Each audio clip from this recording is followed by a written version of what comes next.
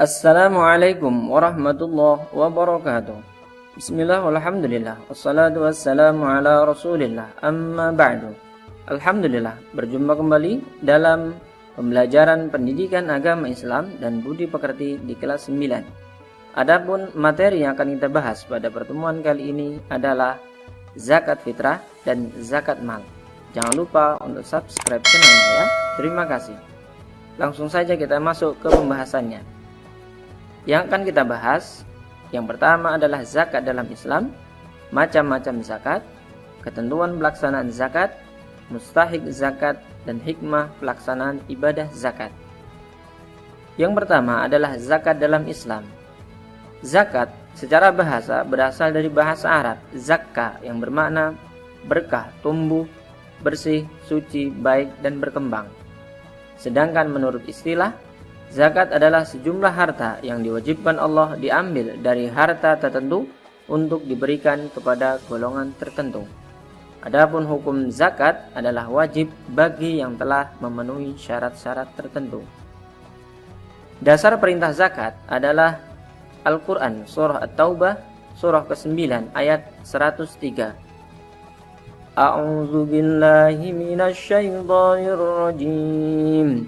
خذ من أموالهم صدقة تطهرهم وتزكيهم بها وصل عليهم إن صلاتك سكن لهم والله سميع عليم.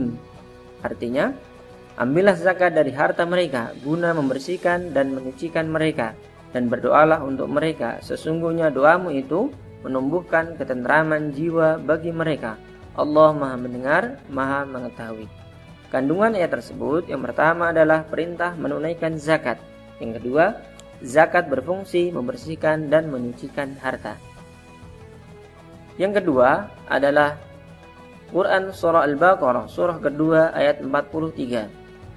A'udzu billahi minasyaitonir rajim. وَأَقِيمُوا الصَّلَاةَ وَآتُوا الزَّكَاةَ وَارْكَعُوا مَعَ الرَّاكِعِينَ. Artinya, dan laksanakanlah salat, tunaikanlah zakat, dan rukuklah beserta orang-orang yang rukuk. Kandungan ayat tersebut, yang pertama adalah perintah menunaikan zakat disandingkan dengan perintah salat. Hal tersebut menunjukkan urgensi zakat dalam syariat Islam. Yang kedua adalah tentang macam-macam zakat. Zakat terbagi dua. Yang pertama adalah zakat fitrah dan yang kedua adalah zakat mal. Zakat fitrah berasal dari bahasa Arab yang berarti bersih, suci. Zakat fitrah adalah sejumlah harta berupa bahan makanan pokok yang wajib dikeluarkan setiap muslim jelang Idul Fitri dengan tujuan membersihkan jiwa dengan syarat dan rukun tertentu.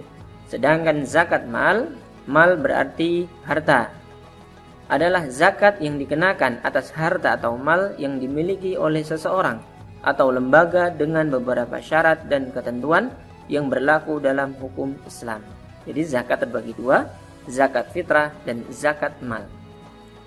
Yang pertama adalah zakat fitrah. Yang akan kita bahas adalah dasar perintah zakat fitrah, ketentuan zakat fitrah, dan waktu pelaksanaan zakat fitrah. Yang pertama adalah dasar zakat fitrah. Hadis riwayat Bukhari. An Ibnu Umar radhiyallahu anhuma qala, farada Rasulullah sallallahu alaihi wasallam zakatal fitri sa'an min tamrin aw sa'an min sya'irin 'alal 'abdi wal hurri wal dzakari wal unsa was saghiri wal kabiri minal muslimin wa amara biha an tu'adda qabla khurujin nasi ila shalah. Artinya, dari Ibnu Umar radhiyallahu anhuma berkata, Rasulullah sallallahu alaihi wasallam mewajibkan zakat fitrah dengan satu sok kurma atau satu sok gandum kepada setiap budak atau orang merdeka, laki-laki atau wanita, anak maupun dewasa dari kalangan kaum muslimin. Beliau memerintahkan untuk ditunaikan sebelum berangkat salat Id. Hadis riwayat Bukhari. Kandungan hadis tersebut, yang pertama, kadar zakat fitrah adalah satu sok makanan pokok setempat. Yang kedua, kesunahan pengeluaran zakat fitrah sebelum sholat Id. Adapun ketentuan zakat fitrah, yang pertama adalah tentang syarat beragama Islam, mengalami kehidupan di bulan Ramadan dan mampu membayar zakat. Sedangkan rukun zakat fitrah adanya niat di dalam hati, melafalkannya, hukumnya sunnah. Yang kedua, adanya muzaki, orang yang berzakat fitrah. 3, adanya mustahik, orang yang menerima zakat fitrah.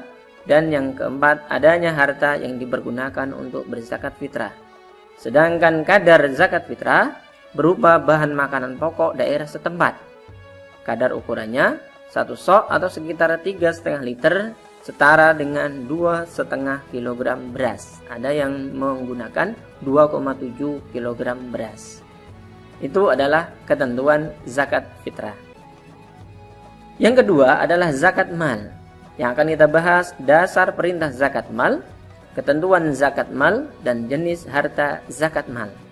Yang pertama adalah dasar zakat mal. Firman Allah dalam surah At-Taubah surah ke-9 ayat 103.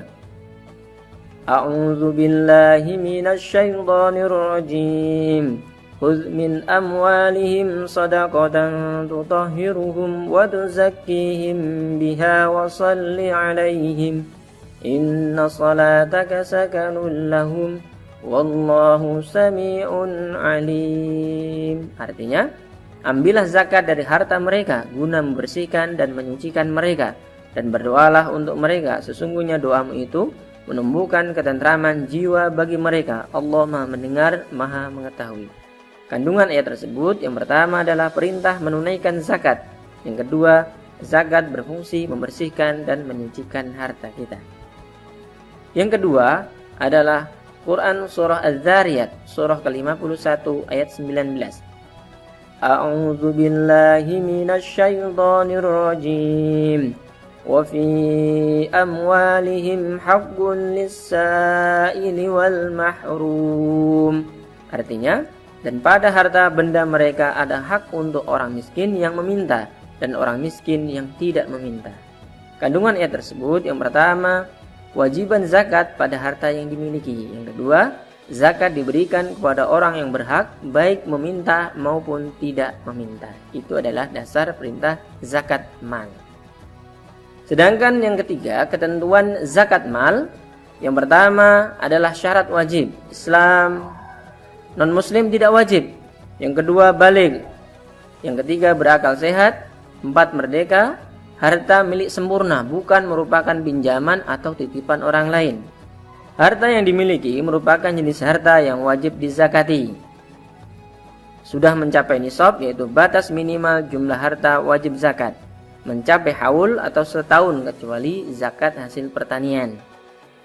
Harta tersebut merupakan kelebihan dari kebutuhan pokok. Itu adalah syarat wajib zakat mal. Yang kedua adalah jenis harta zakat mal. Terdiri dari 6, emas dan perak, harta perniagaan atau tijarah, hasil pertanian, binatang ternak, barang tambang atau ma'din, dan barang temuan atau rikaz. Adapun jenis harta zakat mal, yang pertama adalah emas dan perak. Emas dan perak di sini adalah emas dan perak yang merupakan harta simpanan, sehingga uang tabungan masuk pada zakat emas dan perak ini. Syaratnya bila mencapai nisab dan haul 1 tahun. Nisab emas 94 gram atau 20 mithqal, sedangkan nisab perak 624 gram atau 200 dirham. Kadar zakatnya 2,5%.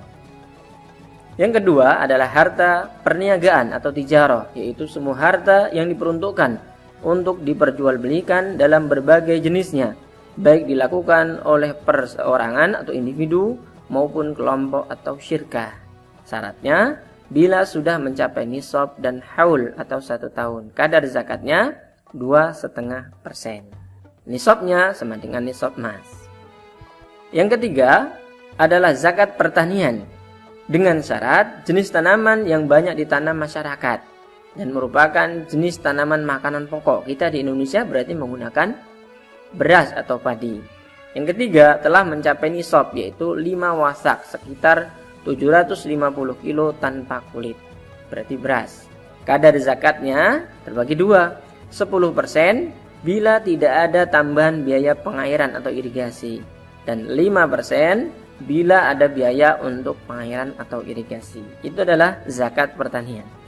Yang keempat, zakat peternakan, meliputi kambing atau domba, sapi atau kerbau, dan unta. Nisab kambing atau domba adalah 40 ekor. Jadi ketika sudah punya kambing atau domba 40 ekor, zakatnya adalah 1 ekor kambing umur 2 tahun. Yang kedua, nisab sapi atau kerbau adalah 30 ekor. Zakatnya 1 ekor anak sapi umur 1 tahun. Dan nisab unta adalah 5 ekor. Zakatnya 1 ekor kambing umur 2 tahun. Yang kelima adalah zakat harta rizkas. Harta rizkas adalah barang-barang berharga yang terpendam peninggalan orang-orang terdahulu. Kita menyebutnya sebagai harta karun. Kadarnya adalah 2,5%. Seketika itu, ketika mendapatkan, maka dikeluarkan 2,5%. Yang keenam adalah harta ma'din atau harta tambang, yaitu benda-benda yang terdapat di dalam perut bumi dan memiliki nilai ekonomis. Kadarnya adalah 2,5%. Nah, ada lagi yaitu zakat profesi. Nah, zakat profesi atau zakat penghasilan, ulama terbagi menjadi 2. Ulama salaf dan ulama khalaf. Ulama salaf atau ulama terdahulu tidak merumuskan adanya zakat profesi, sehingga ulama yang mengikuti pendapat ulama khalaf tidak memperbolehkan adanya zakat profesi atau zakat penghasilan. Di antaranya adalah ulama Hijaz seperti Syekh Abdullah bin Baz, Syekh Muhammad bin Shalih Utsaimin, dan Syekh Wahbah Az-Zuhaili. Sedangkan ulama khalaf atau ulama kontemporer mengatakan harus dikeluarkan zakatnya. Di antaranya adalah Syekh Abdurrahman Hasan, Syekh Muhammad Abu Zahra, Syekh Abdul Wahab Khalaf, dan Syekh Yusuf Al-Qaradawi. Berapa kadarnya? Nisabnya sama dengan nisab emas. Kadar zakatnya 2,5%. Dibayarkan setiap tahun atau setiap bulan atau setiap ketika mendapatkannya. Ini mengenai zakat profesi. Adapun mustahik zakat atau orang-orang yang menerima zakat, ini sesuai dalam firman Allah dalam surah At-Taubah, surah ke-9 ayat 60. A'udzu billahi minasy syaithanir rajim. Innamas shadaqatu lil fuqara'i wal masakini wal 'amilina 'alaiha wal mu'allafati qulubuhum wa fir riqabi wal gharimina wa fi sabilillahi wa ibnis sabil fariidatan minallah wallahu 'alimun hakim. Artinya, sesungguhnya zakat itu hanyalah untuk orang-orang fakir, orang miskin, amil zakat yang orang yang dilunakkan hatinya atau mu'allaf, untuk memerdekakan budak atau hamba saya, untuk membebaskan orang yang berhutang atau gharim, dan untuk jalan Allah, serta untuk orang yang sedang dalam perjalanan, sebagai kewajiban dari Allah. Allah Maha mengetahui, Maha bijaksana. Kandungan ayatnya adalah yang pertama, golongan penerima zakat ada 8 asnaf. Yang kedua, perintah menunaikan zakat, merupakan kewajiban dari Allah Ta'ala. Bagaimana perinciannya untuk mustahik atau penerima zakat ini? Nah, mustahik zakat terdiri dari 8 golongan tadi. Diperinci, yang pertama adalah fakir. Fakir adalah orang yang tidak mampu memenuhi setengah dari kebutuhan hidupnya, tidak memiliki harta, pekerjaan untuk menutupi kebutuhan dirinya dan keluarganya. Jadi setengah saja dari kebutuhan dia tidak mampu untuk mencukupinya. Ini masuk kategori fakir. Yang kedua adalah miskin. Orang yang tidak mampu memenuhi seluruh kebutuhan hidupnya. Dia mempunyai pekerjaan, nafkah, tetapi tidak cukup untuk mencukupi setengah dari kebutuhannya. Misalnya sehari dia butuh 50.000 untuk makan dia dan keluarganya. Dia tidak bisa memenuhi setengahnya, kurang dari 25.000. Nah, ini masuk kategori miskin. Yang ketiga adalah amil, yaitu orang atau lembaga atau badan yang diberi tugas untuk mengumpulkan zakat, mencatat, dan mendistribusikan kepada yang berhak menerima. Kalau di Indonesia resminya adalah Baznas, Badan Amil Zakat Nasional. Yang keempat adalah mu'allaf. Siapa mu'allaf itu? Mu'allaf adalah orang yang baru masuk Islam atau ada harapan untuk menjadi seorang muslim. Maka dia diberikan zakat agar hatinya tertarik untuk masuk Islam. Atau yang sudah masuk Islam, hatinya lebih kuat untuk memeluk Islam. Yang berikutnya adalah rikob. Rikob siapa? Rikob itu budak belian yang diberi kebebasan usaha mengumpulkan kekayaan agar ia dapat menebus dirinya untuk merdeka. Rikob sekarang sudah tidak ada karena tidak ada perbudakan di dunia modern ini. Yang keenam adalah gharim. Siapa gharim? Orang yang mempunyai banyak hutang dan tidak memiliki harta untuk melunasinya. Bukan karena utang sekali dilunasi utang lagi, bukan. Tetapi gharim itu orang yang betul-betul banyak hutang dan tidak memiliki harta untuk membayar melunas. Yang ketujuh adalah sabilillah, yaitu seseorang atau lembaga yang memiliki kegiatan berjuang di jalan Allah dalam menegakkan agama Islam. Itu sabilillah. Yang kedelapan adalah ibnu sabil, yaitu musafir yang dalam perjalanan bukan tujuan maksiat mengalami kesulitan dan kesengsaraan dalam perjalanannya. Bekalnya habis. Itu adalah ibnu sabil. Yang terakhir adalah hikmah zakat. Apa saja hikmah zakat itu? Hikmah zakat bagi diri sendiri, bagi kehidupan beragama dan kehidupan berbangsa dan bernegara. Bagi diri sendiri, hikmah zakat diantaranya adalah yang pertama, ungkapan rasa syukur kita kepada Allah Ta'ala. Kita diberikan nikmat Allah Ta'ala, maka kita berbagi dengan orang lain sebagai ungkapan rasa syukur kita kepada Allah Ta'ala. Yang kedua, menyucikan harta ketika itu adalah zakat mal. Yang ketiga, menyucikan diri dari dosa dan memurnikan jiwa atau tazkiyatun nafs. Itu adalah zakat fitrah. Yang kedua, hikmah zakat bagi kehidupan beragama. Di antaranya, pertama, memotivasi orang lain menjalankan ajaran agama. Ketika kita berzakat, maka orang lain tergerak untuk berzakat. Yang kedua, mempererat tali silaturahim sesama muslim. Dan yang ketiga, menghindarkan dari perilaku-perilaku tercela. Ini adalah fungsi zakat bagi kehidupan beragama. Bagi kehidupan berbangsa dan bernegara, di antaranya adalah menumbuhkan perilaku peduli kepada sesama. Orang lain membutuhkan, kita punya kelebihan harta, kita zakatkan itu. Yang kedua, membantu meningkatkan kesejahteraan rakyat. Dan yang terakhir, mengurangi kemiskinan. Itu adalah hikmah zakat bagi diri sendiri, kehidupan beragama, dan kehidupan berbangsa dan bernegara. Alhamdulillah, selesai pembahasan kita di pertemuan kali ini. Semoga bermanfaat. Jangan lupa subscribe, like, dan share. Jazakumullah khairan katsira. Sampai jumpa di pertemuan berikutnya. Wassalamualaikum warahmatullahi wabarakatuh.